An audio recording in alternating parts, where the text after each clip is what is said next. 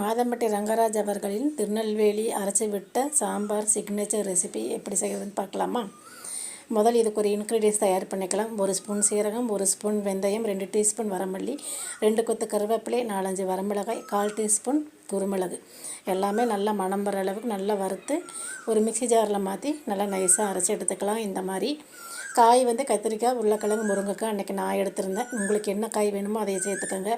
கொஞ்சம் மல்லித்தூள், வீட்டில் நம்ம யூஸ் பண்ணி வச்சுருக்கிற சாம்பார் தூள், உப்பு, கொஞ்சமாக பெருங்காயம், நம்ம ஊற வச்சுருந்த புளி எல்லாமே சேர்த்துட்டு இது கூடவே நான் முதல்ல செஞ்சு வச்சுருந்தேன் பார்த்தீங்களா சாம்பார் தூளுக்கு ஒரு இன்க்ரீடியன்ஸ், அதையும் சேர்த்தாச்சு. பருப்பு, வெங்காயம், தக்காளி எல்லாமே நான் ஒரு மண்பானையில் வேக வச்சு வச்சுருந்தேன். அதையும் அது கூடவே சேர்த்து நல்லா கொதிக்க வச்சு வெந்த மேலே ஒரு தாளிப்பொண்ணு கொடுத்தோம்னா திருநெல்வேலி ஸ்பெஷல் அரைச்சி விட்ட சாம்பார் மாதம்பட்டி ரங்கராஜ் அவர்களின் சிக்னேச்சர் ரெசிபி சூப்பராக ரெடி ஆயிடுச்சு. இதோட ஃபுல் வீடியோ நான் யூடியூப் லாங் வீடியோவில் ஷேர் பண்ணுறேன். நம்ம சேனலை சப்ஸ்கிரைப் பண்ணுங்கள்.